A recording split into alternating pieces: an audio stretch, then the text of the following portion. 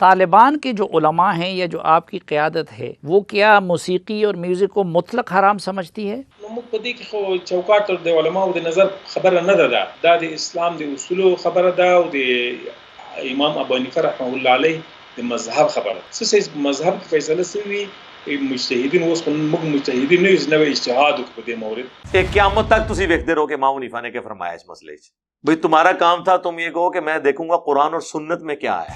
آپ نے پہلی بات کر کے امت کو توڑ دیا. اور یہ امت تو حضرت ابوبکر کے اوپر بھی نہیں جوڑ سکتی. شیعہ کا ان سے اختلاف ہے. جب حضرت ابوبکر پہ امت نہیں جوڑ سکتی ہے تو آپ امام حنیفہ پہ کیسے امت کو جوڑیں گے؟ آپ کو رسول اللہ کی بات کرنی چاہیے صلی اللہ علیہ وآلہ وسلم. اور یہ یاد رکھیے گا، اگر کسی مسئلے کو نبی علیہ السلام نے ان اٹینڈڈ چھوڑا ہے اور بعد میں کسی امام نے اس معاملے میں رائے دی ہے تو وہ رائے سے زیادہ کچھ بھی نہیں ہے، وہ دین نہیں ہے. ہم اس کے مخالف بھی رائے آپ کو دکھا دیں گے. اور بخاری مسلم دونوں میں حدیث ہے سب سے بہتر زمانہ میرا، پھر صحابہ کا، پھر تابعین، پھر تبع تابعین. اس کے بعد جھوٹے لوگ پیدا ہوں گے، امانت میں خیانت کریں گے اور موٹاپے کو پسند کریں گے. تو پیٹ کا بڑا ہونا خلاف سنت ہے. کیڑا مولوی ہے جڑا چٹے کپڑے پاندا ہے اور دا ٹھڈ نہیں وڈیا ہویا؟ حضرت عیسیٰ ابن مریم انفی نہیں ہوں گے، یہ نبی اسلام نے بتایا. آپ کہیں گے کہ حدیث میں تو لکھا ہی نہیں ہوا. جی لکھا ہوا ہے مسلم شریف میں کہ وہ تمہیں اللہ کی کتاب اور اس کے نبی کی سنت کے مطابق چلائیں گے. تو اس کے اندر لکھا ہوا ہے کہ وہ انفی نہیں ہوں گے. اور یہ شیخ احمد سرندی نے لکھا ہے کہ ہمارے بزرگوں نے کشف کے ذریعے دیکھا ہے کہ وہ جب اتریں گے فقہ حنفی کے مطابق عمل کریں گے، لیکن اصل میں نا وہ حنفی نہیں ہوں گے، ان کا اجتہاد امام حنیفہ سے مل جائے گا. اور آگے لکھا ہے کہ بالفرض اگر اس امت میں کوئی نبی ہوتا تو فقہ حنفی کے مطابق عمل کرتا. یہ بھی لکھا ہے نال، فقہ حنفی میں سے ہوتا. تبلیغی جماعت والے بڑے بڑے بزرگوں سے بڑے مجمع میں یہ بات سنی ہے. وہ کہتے ہیں جی عطا اللہ شاہ بخاری صاحب فرماتے تھے کہ اگر اس امت میں کوئی نبی ہوتا تو یوسف کاندلوی صاحب ہوتے. جی الیاس کاندلوی کا جو بیٹا تھا نا وہ تبلیغی جماعت کا دوسرا امیر. اگر شیخ احمد سرندی کو یہ حق حاصل ہے کہ وہ یہ کہیں کہ اگر کوئی پیغمبر ہوتا تو فقہ حنفی سے ہوتا، تو اس کے بعد والا ایک حنفی اپنے ایک حنفی عالم کے بارے میں کہہ دے کہ شیخ احمد سرندی نے تو نام نہیں بتایا تھا، میں ایک سٹیپ اور آپ کو طے کرواتا ہوں، وہ یوسف کاندلوی صاحب تھے. انہوں کوئی حق حاصل نہیں ہے. بالکل ٹھیک فرمایا. ہاں فقہ حنفی کی روح سے صحیح فرمایا، بزرگوں کے حساب سے نہیں، نہ امام حنیفہ کے حساب سے. اس پورے معاملے میں امام حنیفہ کا کوئی لینا دینا نہیں ہے، ان کی طرف جھوٹ منسوب کیے میں.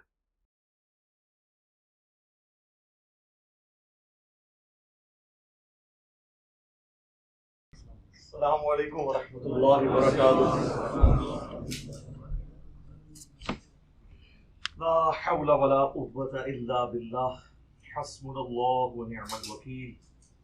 یا حی یا قیوم برحمتک استغیث، لا الہ الا انت سبحانک انی کنت من الظالمین. اللہم صلی علی محمد وعلی آل محمد. اسلام کہتا ہے امر بالمعروف و نہی عن المنکر دونوں چیزیں، اور نہی عن المنکر پہ قرآن میں زیادہ زور ہے، احادیث میں زیادہ زور ہے. صحیح مسلم میں حدیث ہے برائی دیکھو ہو سکے تو ہاتھ سے نہیں روک سکتے تو زبان سے نہیں تو کم از کم دل میں تو برا جانو. لیکن کہا ذالک اضعف الایمان، یہ ایمان کا سب سے کمزور ترین درجہ ہے. تو سورہ فاتحہ میں آپ دیکھ لیں غیر المغضوب علیہم ولا الضالین کہہ کے اللہ نے جو نیگیٹو ٹریک پہ چلنے والے لوگ تھے ان سے بچنے کی بھی ترغیب دلائی ہے. آپ پہ ہوتا نا تبلیغی جماعت پہ یا اس طرح کی تھاٹس، میں تبلیغی جماعت سے بہت محبت رکھتا ہوں لیکن میں آپ کو بتا رہا ہوں یہ ایک کمزوری والا پہلو ہے. تو آپ کی سورہ فاتحہ صراط الذین انعمت علیہم پہ ختم ہو جاتی کیونکہ نیگیٹو پہلو تو آپ لوگ اجاگر نہیں کر سکتے. غیر المغضوب علیہم ولا الضالین یہ تو نیگیٹو پہلو ہے نا کہ یا اللہ ان لوگوں کے رستے سے بچانا جن پہ تیرا غضب ہوا، جو مردود بارگاہ ہیں. وہ کہنے کہ یار کیوں ان لوگوں نے تسی برا کہہ رہے ہو، لوگوں نے بزرگ نے ہو. ہاں بزرگ نہیں تھے، عیسائیوں کے بزرگ نہیں تھے، یہودیوں کے بزرگ نہیں تھے وہ جن کو اللہ تعالیٰ نے کہا کہ یہ مغضوب علیہم اور ضالین ہے. تو لیکن اسلام تو یہی ہے. پھر آپ کو جو یہ پڑھ کے آئے سنا رہے ہوتے ہیں اپنی جماعتوں کی بنیاد کے لیے، کنتم خیر امۃ اخرجت للناس، تم سب سے بہترین امت ہو جو لوگوں کے نفع کے لیے نکالے گئے. آگے بھی پڑھو نا، تأمرون بالمعروف وتنہون عن المنکر، نیکی کا حکم دیتے اور برائی سے روکتے ہو. صرف خلفائے راشدین کی شان نہیں بیان کرنی، بنو امیہ کو بھی کنڈیم کرنا ہے. ورنہ تو خلفائے راشدین کی شان بیان کرنے کا فائدہ کیا ہے جب تک آپ یہ نہیں بتائیں گے کہ ان سے جب لوگ ہٹے تو انہوں نے کیا بیڑا غرق کیا دین کا. دونوں پہلو بیان کرنے ہیں. توحید بیان کرنی ہے تو شیطان کے راستے کا بھی بتانا ہے کہ یہ برائی کا راستہ ہے. وَلَقَدْ بَعَثْنَا فِي كُلِّ أُمَّةٍ رَسُولًا أَنِ اعْبُدُوا اللَّهَ وَاجْتَنِبُوا الطَّاغُوتَ. ہم نے ہر رسول کو اس بنیادی دعوت کے ساتھ بھیجا، ہر امت میں ایک رسول کو، کہ تم نے عبادت کرنی ہے اللہ کی اور طاغوت کی نفی کرنی ہے. صرف عبادت اللہ کی کافی نہیں، طاغوت کی نفی جب تک نہ ہو. تو یہ سب کچھ ہے. دوسرا پہلو بیان کرنا ضروری ہے. تو سورہ فاتحہ میں اللہ تعالیٰ نے دوسرا پہلو بھی بیان کیا ہے. صرف میٹھی میٹھی باتیں کریں، ہر وقت مسائل، اختلافی مسائل پہ بات نہ کریں. اس لیے میرے بھائی سارے مسئلے اختلافی ہیں. آپ ایک مسئلہ بتائیں جس کے اوپر مسلمان متفق ہے. آپ کہیں گے نہیں بے شمار ہے. جی کیڑا ہے؟ قرآن پہ جی قرآن پہ متفق ہے صرف کتاب ہونے پہ. سورہ فاتحہ کو آدھے سے زیادہ مسلمان مانتے ہی نہیں ہیں. اس کے اندر جو عقیدہ ہے، تو قرآن کو ماننے کا کیا فائدہ اگر میں نے ایاک نعبد و ایاک نستعین کو ماننا ہی نہیں ہے؟ تو پھر کہاں سے مانا؟ قرآن بھی فارغ ہو گیا نا. ہو گیا. اللہ کو مانتے ہیں، جی اللہ کو تو مانتے ہیں، لیکن ساتھ کہتے ہیں بابوں کو بھی اللہ نے عطا کیا اللہ کے اذن سے، یہ بھی ہمارے مشکل کشا ہیں. تو اللہ کو کیا مانا؟ رسول کو مانتے ہیں، جی رسول کو مانتے ہیں اور کہتے ہیں رسول کا دین صرف 100 سال چلا ہے اور اماموں کا دین 1300 سال سے چل رہا ہے، وہ پرانا نہیں ہویا.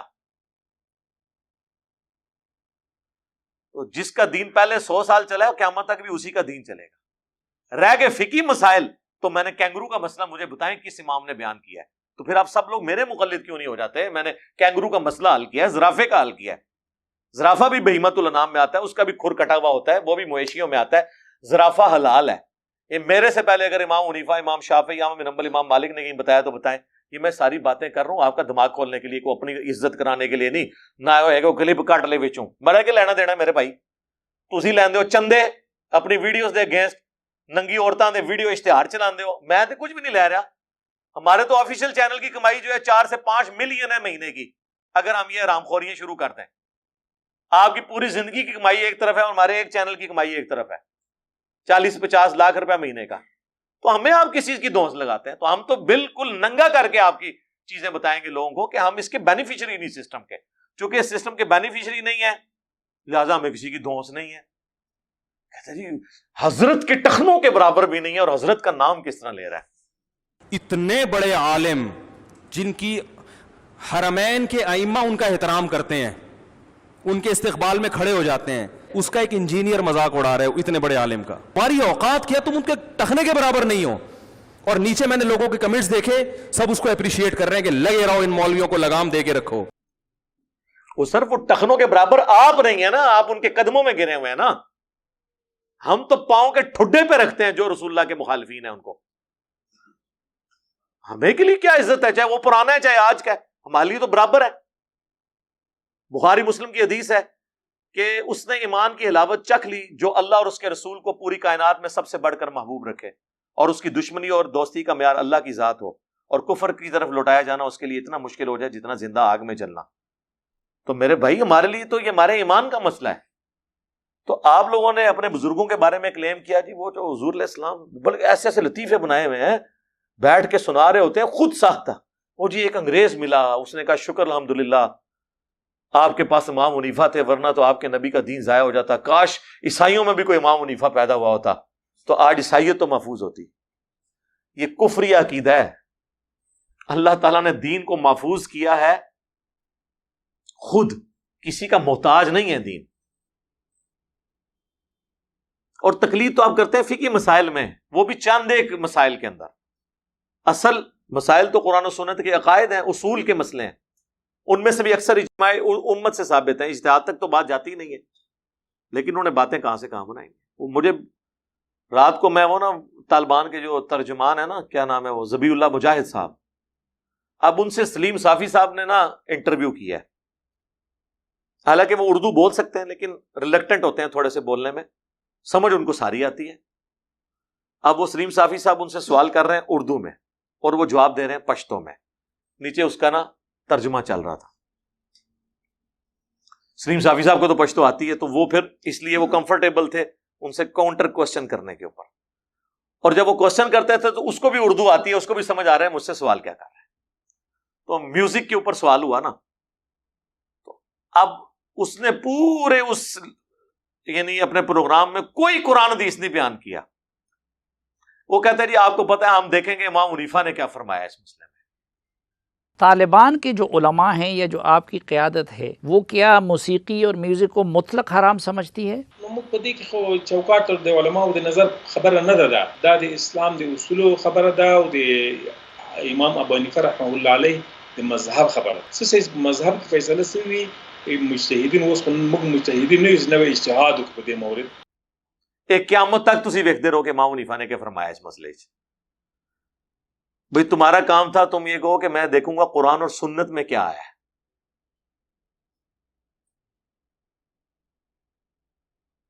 آپ نے پہلی بات کر کے امت کو توڑ دیا. اور یہ امت تو حضرت ابوبکر کے اوپر بھی نہیں جوڑ سکتی. شیعہ کا ان سے اختلاف ہے. جب حضرت ابوبکر پہ امت نہیں جوڑ سکتی ہے تو آپ امام حنیفہ پہ کیسے امت کو جوڑیں گے؟ آپ کو رسول اللہ کی بات کرنی چاہیے صلی اللہ علیہ وآلہ وسلم. اور نبی علیہ السلام کوئی ان اٹینڈڈ مسئلہ چھوڑ کے نہیں گئے. اور یہ یاد رکھیے گا اگر کسی مسئلے کو نبی علیہ السلام نے ان اٹینڈڈ چھوڑا ہے اور بعد میں کسی امام نے اس معاملے میں رائے دی ہے تو وہ رائے سے زیادہ کچھ بھی نہیں ہے, وہ دین نہیں ہے. ہم اس کے مخالف بھی رائے آپ کو دکھا دیں گے. دین وہ ہوگا جو کتاب و سنت سے اجماع امت سے ثابت ہوگا. اجتہادی اختلافی جو مسائل ہیں وہ ہر شخص کی اپنی رائے ہے, وہ کوئی رکھ سکتا ہے. وہ آپ امام حنیفہ کی رائے لے کے آئیں گے تو ہم آپ کو بتائیں گے پھر المصنف ابن ابی شیبہ جو حدیث کی کتاب ہے, امام بخاری اور امام مسلم کے استاد ہیں, اور امام مسلم نے 1500 حدیثیں صحیح مسلم میں امام ابن ابی شیبہ سے لی ہیں. 20% آف صحیح مسلم انہوں نے المصنف ابن ابی شیبہ کا آخری چیپٹر ہی باندھا ہے کتاب الرد علی ابی حنیفہ. یہ چیپٹر رد ہے امام حنیفہ کے ان مسائل پر جس میں انہوں نے رسول اللہ کی مخالفت کی ہے. کہ گاڑا قسم کا چیپٹر ہے اور چھاپیا دو بندی نے ہوا ہے پوری المصنف ابن ابی شیبہ. پھر آپ جب رائے پہ جائیں گے تو پھر تو میرے بھائی کوئی نہیں بچے گا. لیکن وہی بات ہے, تعلیمات ہیں, ایک بزرگوں نے پڑھا دیا, اس کے مطابق چلتے جا رہے ہیں, ہم لوگ بھی خوش ہو رہے ہیں, دین آ گیا. دین کوئی نہیں ہے. میری کل ویڈیو اپلوڈ ہوئی ہے نا, لوگ ہمیں کہہ رہے تھے جناب جی خلافت کے لیے کچھ کریں. جناب کیتا ہے, وہ کچھ کیتا ہے جو تواڈے پچھلے نے بھی نہیں کیتا نا تواڈے اگلے کرنگے. میں کھول دیتا ہے تواڈا خلافت دا کہ اینا ہوتے خلافت قائم کریے جو نماز نہیں پڑھتے, جو پاکستان کے شناختی کارڈ میں مسلمان ہیں اور قرآن کی روح سے وہ کافر ہیں. جی وَأَقِيمُوا الصَّلَاةَ وَلَا تَكُونُوا مِنَ الْمُشْرِكِينَ, نماز کو قائم رکھنا, دیکھنا مشرک نہ ہو جانا. سورہ روم آیت نمبر 31 اور صحیح مسلم 246, بندے کے کفر اور ایمان, شرک اور اسلام کے درمیان فرق نماز. لیاؤ ہاں کیڑا جے مسلمان. اور جامعہ ترمذی کی حدیث کہ ہم میں اور منافقین میں فرق نماز کا ہے, جس نے نماز کو ترک کیا نبی علیہ السلام نے فرمایا اس نے کفر کیا. اور جامعہ ترمذی میں عبداللہ بن شقیق تابعی کا قول کہ صحابہ اکرام تارک الصلاح کی تکفیر کرتے تھے. لیاؤ ہاں جی کیڑا مسلمان ہے, ان کی خلافت قائم کرنی ہے. ابھی یہ زبان کے چسکے اور یہ سارے معاملات چل رہے ہوتے ہیں. یہ ساری چیزیں اس وقت ہیں میرے بھائی جب ٹیٹم لیول کا دین. اب آپ دیکھ لیں ایسے لوگ جن کو خود دین کے معاملات کلیئر نہیں ہیں, انہوں نے کسی کے اوپر دین کیا امپلیمنٹ کرنا ہے. ہمارا دین امپلیمنٹ یہ ہوتا ہے کہ چٹے کپڑے پوا دو, سارے نو پگڑیاں پوا دو, ٹخنا دو تے شلوار کرا دو, عورتوں کو آپ برقع پہنا لیں, یہ دین ہو گیا. یہ دین کی ایک جز نہیں ہے, جز بھی نہیں ہے. لباس سنت کے مطابق, پیٹ منافقین والا. کتاب اللباس میں صرف آپ کے کپڑے نہیں آتے. نبی علیہ السلام نے کیا ہمیشہ سفید کپڑے پہنے ہیں؟ نہیں. صحیح مسلم میں آپ نے کالا جبہ پہنا ہے. آپ علیہ السلام سے ابو داؤد ترمذی میں آپ نے گرین کلر کے کپڑے پہنے ہیں. یہ مختلف کلرز کے کپڑے پہننا سنت ہے, اور ہمیشہ سفید کپڑے پہن کے رکھنا یہ سنت کوئی نہیں ہے. ورنہ تو حضور ہمیشہ سفید پہن کے رکھتے لاجیکلی. آپ سے تو سرخ کپڑے پہننا بھی ثابت ہے. اور کسی کو اگر سفید کپڑوں میں سب کچھ گھسا ہوا ہے تو ہم یہ پوچھتے ہیں کتاب اللباس میں صرف کپڑے تو نہیں آتے. بخاری مسلم میں کتاب اللباس جو چیپٹر ہے اس میں حضور کے گیٹ اپ پورا آتا ہے.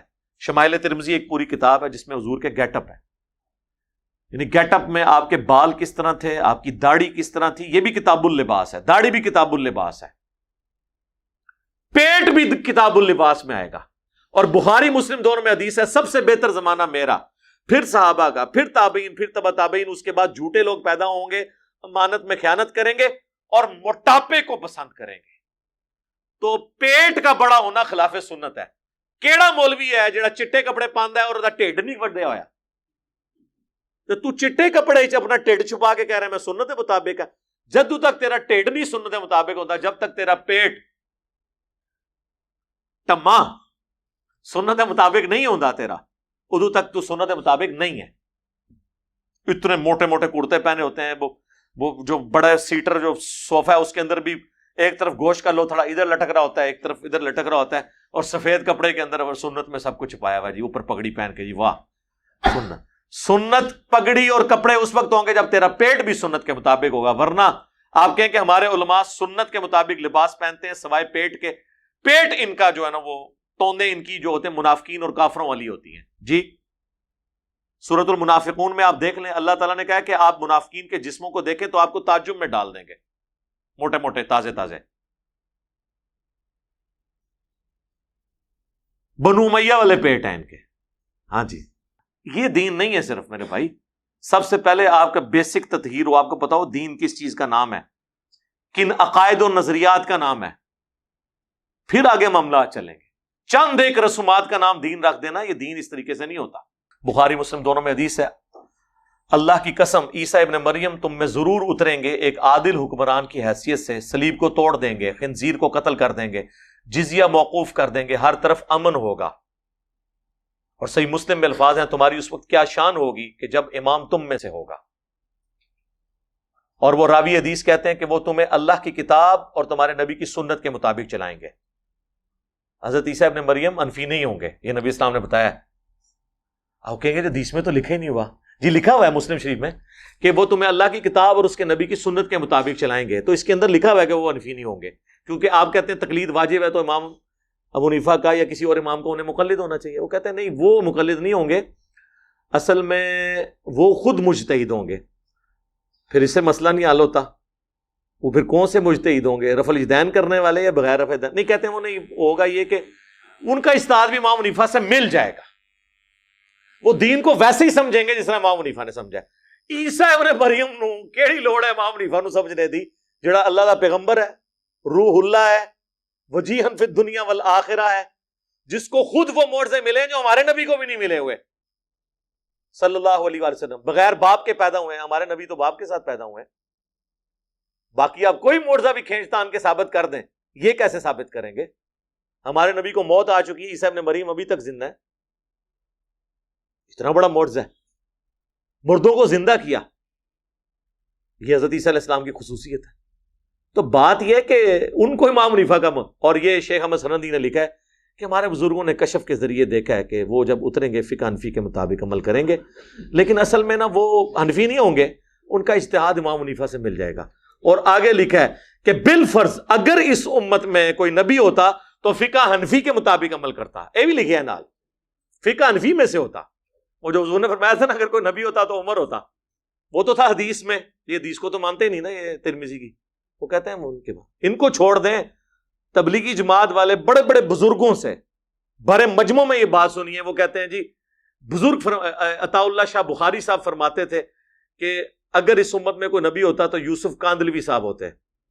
جی الیاس کاندلوی کا جو بیٹا تھا نا وہ تبلیغی جماعت کا دوسرا امیر. اگلے دن ایک کرنل صاحب آئے، وہ رائے ونڈ کے ساتھ بھی اٹیچ ہیں، کئی سالوں سے تبلیغی جماعت. کہتے ہیں میں کانپ اٹھا، میں جماعت میں نکلا ہوا تھا، میں باہر نکل کے پھر میں نے کمرے میں آ کے میں نے کہا باہر تو نکلنے سے اتنے کھلونا چاہیے تھا سی. کہتے نہیں وہ بہت بڑے حضرت آئے ہوئے تھے رائے ونڈ سے تو وہ تقریر کر رہے تھے. میں نے کہا یار کتنے بے شرم لوگ ہیں، یہ بات کرتے ہیں، ان کو شرم بھی نہیں آتی یہ بات کرتے ہوئے، ان کی زبانوں کو لگام دینے والا بھی کوئی نہیں. پھر میں نے کہا ظاہر ہے کہ جب پچھلوں نے یار تھوڑا بہت چسکا لگایا ہے بوتل میں سے تو بعد والوں کو بھی تو ہے نا. اگر شیخ احمد سرندی کو یہ حق حاصل ہے کہ وہ یہ کہیں کہ اگر کوئی پیغمبر ہوتا تو فقہ حنفی سے ہوتا، تو اس کے بعد والا ایک حنفی اپنے ایک حنفی عالم کے بارے میں کہہ دے کہ شیخ احمد سرندی نے تو نام نہیں بتایا تھا، میں ایک سٹیپ اور آپ کو طے کرواتا ہوں، وہ یوسف کاندلوی صاحب تھے. انہوں کوئی حق حاصل نہیں ہے. بالکل ٹھیک فرمایا. ہاں فقہ حنفی کی روح سے صحیح فرمایا، بزرگوں کے حساب سے نہیں، نہ امام حنیفہ کے حساب سے. اس پورے معاملے میں امام حنیفہ کا کوئی لینا دینا نہیں ہے. ان کی طرف جھوٹ منسوب کیے میں. اللہم انی اسألک بأنک انت اللہ لا الہ الا انت الاحد الصمد الذی لم یلد ولم یولد ولم یکن له کفوا احد وإلہکم الہ واحد لا الہ الا هو الرحمن الرحیم الف لام میم اللہ لا الہ الا هو الحی القیوم اللہم صلی علی محمد وعلی آل محمد ربنا آتنا فی الدنیا حسنہ وفی الآخرۃ حسنہ وقنا عذاب النار ربنا آتنا من لدنک رحمہ وہیئ لنا من امرنا رشدا لا الہ الا انت سبحانک انی کنت من الظالمین ربنا هب لنا من ازواجنا وذرياتنا قرة اعین وجعلنا للمتقین اماما اللهم اغفر لحينا وميتنا وشاهدنا وغائبنا وصغيرنا وكبيرنا وذكرنا وأنثانا اللهم من أحييته منا فأحيه على الإسلام ومن توفيته منا فتوفه على الإيمان. اے اللہ ہمارے ماں باپ کی، ہمارے بیوی بچوں کی، پوری امت کی تمام دینی، دنیاوی، جسمانی، روحانی، ظاہری، باطنی پریشانیاں، تکلیف، مصیبتیں، دکھ، بیماریاں، دشواریاں دور فرما. اے اللہ ہمارے ملک پاکستان کی خیر فرما، پورے عالم اسلام کی خیر فرما، اندرونی اور بیرونی خطرات سے محفوظ فرما.